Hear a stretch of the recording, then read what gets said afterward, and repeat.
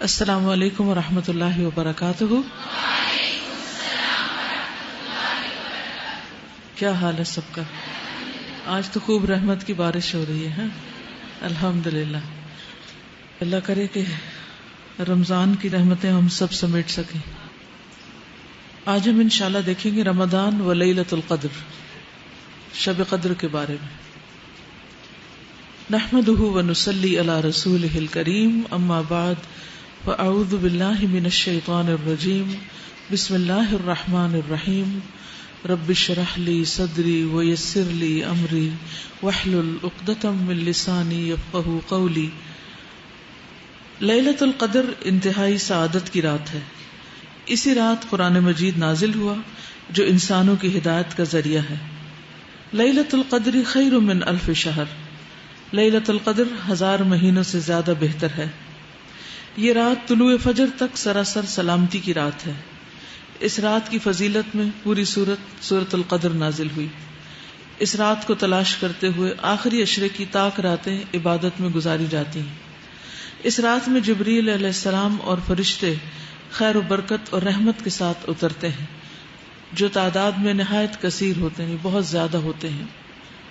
حضرت ابو ہریرہ سے روایت ہے کہ نبی صلی اللہ علیہ وسلم نے فرمایا، ان الملائکۃ تلک اللیلۃ فی الارض اکثر من عدد الحصى، بلا شبہ اس رات کو زمین میں فرشتوں کی تعداد کنکریوں کی تعداد سے بھی زیادہ ہوتی ہے۔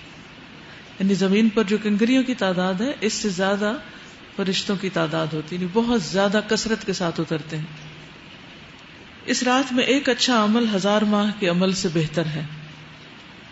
اس کو خاص طور پر نوٹ کر لیجیے۔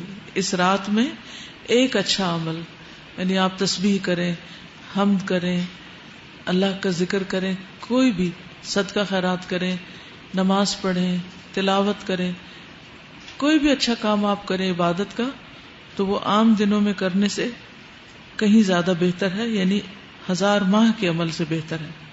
حضرت انس بن مالک سے روایت ہے کہ رمضان آیا تو رسول اللہ صلی اللہ علیہ وسلم نے فرمایا، یہ مہینہ جو تم پر آیا ہے اس میں ایک ایسی رات ہے جو 1000 مہینوں سے بہتر ہے۔ جو شخص اس رات سے محروم رہا وہ ہر بھلائی سے محروم رہا۔ جو اس رات سے محروم رہا وہ ہر بھلائی سے محروم رہا۔ اس رات کی سعادت سے صرف بد نصیب کو ہی محروم کیا جاتا ہے۔ تو اس لیے پوری کوشش کریں کہ اپنی انرجی کو سیو کریں اس رات کی خیر و بھلائی پانے کے لیے اور اچھے اچھے کام اس میں کرنے کے لیے۔ اصل بات ٹائم مینجمنٹ کی ہے۔ وقت تو ہمارے پاس 24 گھنٹے ہی ہوتے ہیں، پھر ہم نے چناؤ کرنا ہوتا ہے کہ اس کے اندر کون سے کام ہیں جو چھوڑے جا سکتے ہیں، جن کو کٹ ڈاؤن کیا جا سکتا ہے، جن کے بغیر بھی کام چل جائے گا، اور کون سے کام ایسے ہیں جن کو لازمی کر لیا جانا چاہیے۔ تو آپ سب کچھ تو نہیں کر سکتے کیونکہ آپ انسان ہیں، آپ کی لمٹس ہیں، لیکن زیادہ امپورٹنٹ کیا ہے، واٹس موسٹ امپورٹنٹ، تو اس کو آپ لے لیجئے۔ اسی طرح عام مہینوں کے مقابلے میں رمضان کے اس مہینے میں، پھر سارے رمضان کے مقابلے میں آخری عشرے میں، پھر سارے آخری عشرے کے مقابلے میں طاق راتوں میں، اور پھر طاق راتوں میں سے خاص طور پر لیلۃ القدر۔ یعنی آہستہ آہستہ انسان بہت سی غیر ضروری چیزیں چھوڑتا چلا جاتا ہے۔ اگر دیکھا جائے تو پورا رمضان ایک ٹریننگ پیریڈ ہے جس میں انسان کو غیر اہم کو چھوڑنے کے لیے ایک تربیت دی جاتی ہے کہ وہ کس طرح اپنی آخرت پر فوکس کر لیں۔ اب ہم دیکھتے ہیں کہ سارا دن کھائے بغیر بھی گزارا ہو رہا ہے نا، سارا وقت پانی پیے بغیر بھی گزارا ہو رہا ہے، اور بہت زیادہ بہتر فیل کر رہے ہیں پہلے سے۔ اسی طرح اور کئی کام ہیں جو ہم نہیں کر رہے رمضان کی وجہ سے، تو کام چل رہا ہے۔ اس کا مطلب یہ ہے کہ بعد میں بھی بہت سی چیزیں جو ہماری زندگی میں اکٹھی ہو گئی ہیں، غیر ضروری جنک قسم کی چیزیں، ان سب کو ہم مائنس کر سکتے ہیں اور کرنا چاہیے۔ یہی اس مہینے کا مقصد ہے۔ لیلۃ القدر کی تلاش رمضان کے آخری عشرے کی طاق راتوں میں کرنی چاہیے۔ حضرت ابن عمر کہتے ہیں کہ رمضان کے آخری عشرے میں شب قدر تلاش کرو، پھر اگر تم میں سے کوئی کمزوری دکھائے یا عاجز ہو جائے تو آخری 7 راتوں میں سستی نہ کرے۔ ایک ہفتہ جو ہے لاسٹ ویک، اس میں سستی نہ کرے۔ شب قدر کی راتوں میں قیام کرنا گناہوں کی بخشش کا باعث ہے۔ حضرت ابو ہریرہ سے مروی ہے کہ نبی صلی اللہ علیہ وسلم نے فرمایا، جو شخص ایمان اور ثواب کی نیت سے شب قدر کا قیام کرتا ہے اس کے پچھلے گناہ معاف کر دیے جاتے ہیں. پھر وہی بات کہ والقلب متوجہ الی اللہ، دل سارا اللہ کی طرف متوجہ ہو عبادت کرتے وقت، نہ کہ کسی کا مقابلہ یا کسی کے اوپر اپنی عبادت کی بڑائی جتانا. اجتماعی عبادت کی صورت میں کسی بھی قسم کے شور ہنگامے، یعنی جیسے لوگ مسجدوں میں اکٹھے ہوتے ہیں یا گھروں میں اکٹھے ہو جاتے ہیں کہ مل کے عبادت کر لیتے ہیں تاکہ اگر نیند آئے تو ایک دوسرے کو سپورٹ دیں اور جاگ سکیں. تو ایسی صورت میں اگر اکٹھے ہوں تو شور ہنگامہ، اونچی آوازوں میں باتیں نہیں کرنی چاہیے، گپ شپ نہیں ہونی چاہیے، لڑائی جھگڑے سے پرہیز کرنا چاہیے اور پوری توجہ عبادت پر ہی رہنی چاہیے، اور ہر ایک کی اپنی اپنی رہنی چاہیے. ایسا نہ ہو کہ ایک دوسرے کو یاد دہانی کرانے میں ہی رات گزار دیں.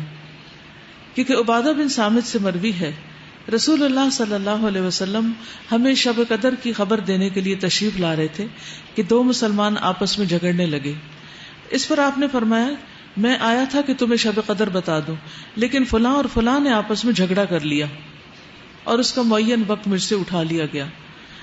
امید ہے کہ تمہارے حق میں یہی بہتر ہوگا تاکہ تم ایک سے زیادہ راتیں عبادت کر سکو. لیکن حقیقت یہ ہے کہ آپس کے جھگڑے، فساد اور غیر ضروری چیزوں میں دلچسپی انسان کو بہت سی نیکیوں سے محروم کر دیتی. شب قدر کی علامتیں. رسول اللہ صلی اللہ علیہ وسلم نے فرمایا شب قدر کی صبح کو سورج کے بلند ہونے تک اس کی شعاع نہیں ہوتی، کرنیں نہیں ہوتی، وہ ایسا ہوتا ہے جیسے تھالی. پچھلی رات کا چاند کبھی دیکھا آپ نے؟ نہیں. جب چاند غروب ہو رہا ہوتا ہے تو بالکل ایک تھال کی طرح ہوتا ہے اور اس میں سے روشنی نہیں پھوٹ رہی ہوتی جسے فجر کے قریب آپ دیکھیں. تو اسی طرح جس رات شب قدر ہوتی ہے اگلے دن صبح سورج نکلتا ہے تو اس میں سے روشنی کی کرنیں نہیں پھوٹ رہی ہوتی، روشنی نہیں دے رہا ہوتا، یعنی سورج نظر تو آ رہا ہوتا ہے لیکن اس کی شکل مختلف ہوتی، آپ اس کو آنکھ بھر کے دیکھ سکتے ہیں. حضرت ابو ہریرہ سے روایت ہے کہ ہم نے رسول اللہ صلی اللہ علیہ وسلم کے پاس شب قدر کا ذکر کیا تو آپ نے فرمایا تم میں سے کون اسے شب قدر کو یاد رکھتا ہے؟ اس میں جب چاند نکلتا ہے تو ایسا ہوتا ہے جیسے بڑے تھال کا کنارہ، یعنی اس میں چاند نصف نہیں ہوتا بلکہ اس نصف کا بھی نصف ہو چکا ہوتا ہے. کنارہ یعنی کہ بالکل باریک ہو جاتا ہے.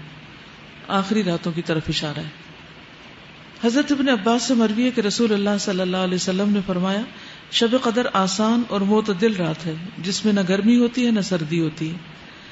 اس صبح کا سورج اس طرح طلوع ہوتا ہے کہ اس کی سرخی مدھم ہوتی، ڈل ہوتا ہے. حضرت زر سے روایت ہے انہوں نے کہا میں نے حضرت ابی ابن کعب کو یہ فرماتے ہوئے سنا. ان سے کہا گیا کہ حضرت عبداللہ بن مسعود فرماتے ہیں کہ جو آدمی سارا سال قیام کرے وہ لیلۃ القدر کو پہنچ گیا. حضرت ابی فرمانے لگے کہ اللہ کی قسم جس کے سوا کوئی معبود نہیں، وہ شب قدر رمضان میں ہے. وہ یقین کے ساتھ قسم کھاتے ہیں اللہ کی قسم بے شک میں جانتا ہوں وہ کون سی رات ہے. یہ وہی رات ہے جس میں اللہ کے رسول صلی اللہ علیہ وسلم نے ہمیں قیام کا حکم دیا تھا. اس رات کی صبح 27 تاریخ تھی اور اس کی علامت یہ تھی کہ سورج طلوع ہوا تو اس کی سفیدی میں شعاع نہ تھی.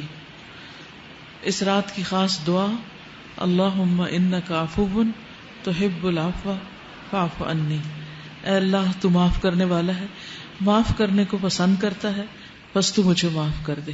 پڑھیے 3 دفعہ.